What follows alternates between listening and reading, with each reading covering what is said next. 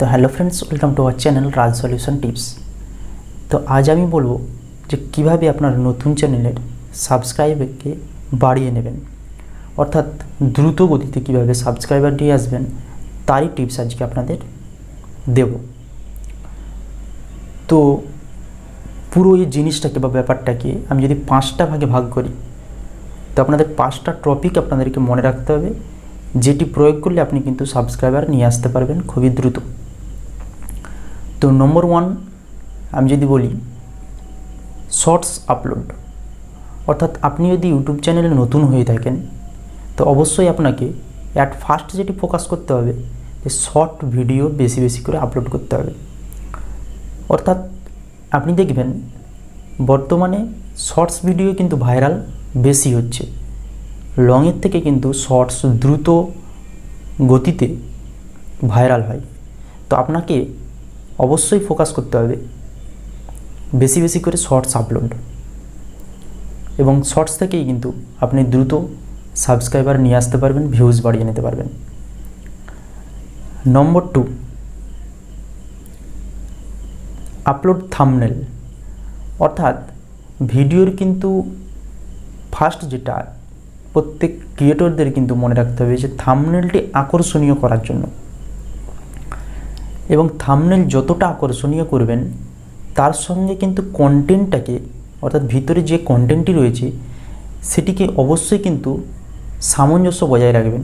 অর্থাৎ আপনাকে চেষ্টা করতে হবে যে 50% ভিডিওর যদি আপনার লেন্থ 5 মিনিট হয় তো মিনিমাম 3 মিনিটের ওপর ভিডিওটিকে আপনাকে অ্যাটেনশান দিতে হবে, যাতে যে মানুষটি আপনার থাম্বনেল দেখে ভিডিওটি ক্লিক করেছে সে যেন ফিরে না যায়। অর্থাৎ 3 মিনিটের ওপর মানুষ যেন আপনার ভিডিওটি মনোযোগ দিয়ে দেখে।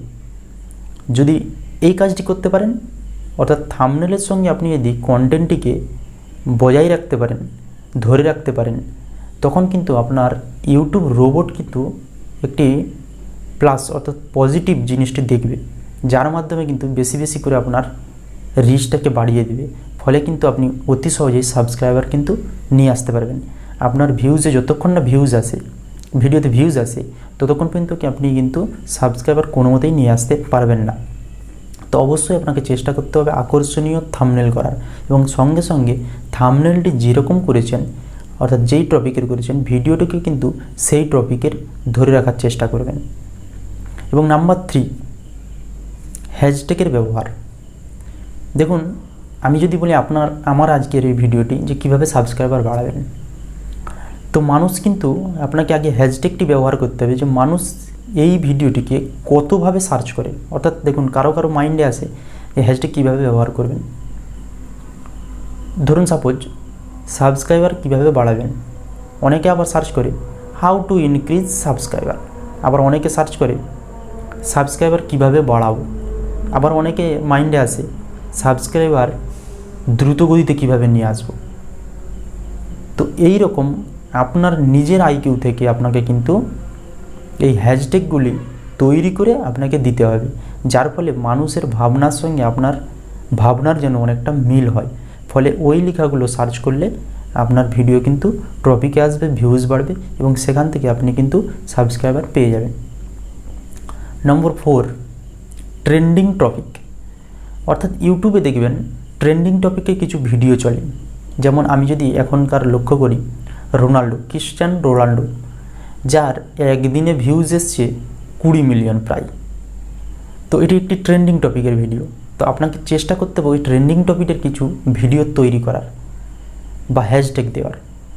নম্বর 2 যদি ঘটনা বলে আরজি কর মেডিকেল এবং বাংলাদেশ ফ্লাড, এগুলি ট্রেন্ডিংয়ে চলেছে। অর্থাৎ আপনাকে সবসময় ট্রেন্ডিংয়ের ওপরে সামঞ্জস্য রেখে ভিডিও তৈরি করতে হবে, যার ফলে কিন্তু আপনার ভিডিও ভাইরাল হওয়ার চান্স বেশি থাকবে, এবং সেখান থেকেই কিন্তু আপনি সাবস্ক্রাইবার নিয়ে আসতে পারবেন। না হলে যত চেষ্টা করলেও আপনি কিন্তু নতুন চ্যানেলে কোনো মতেই গ্রো করতে পারবেন না। নম্বর 5 আপনি যদি হিউজ সাবস্ক্রাইবার নিয়ে আসতে চান তো আপনাকে যেটি অত্যন্ত গুরুত্বপূর্ণ পার ডে কন্টেন্ট আপলোড করতে হবে, অর্থাৎ রেগুলারিটি মেনটেন্স করতেই হবে। আপনি যদি রেগুলারিটি মেনটেন্স করেন এবং পার ডে যদি ভিডিও আপলোড করেন, আপনার কিন্তু সাবস্ক্রাইবার আসতে থাকবে, এবং আপনার যে ফ্যামিলি অর্থাৎ বেস যে তৈরি হবে সাবস্ক্রাইবার, তারা আপনার কন্টেন্টের উপর ভরসা পাবে। ফলে আপনারা চেষ্টা করুন রেগুলার কন্টেন্ট আপলোড করার, দেখবেন আপনার সাবস্ক্রাইবার কিন্তু অটোমেটিক আসবে। তো আজকের ভিডিও এখান পর্যন্ত, দেখা হচ্ছে নেক্সট ভিডিওতে।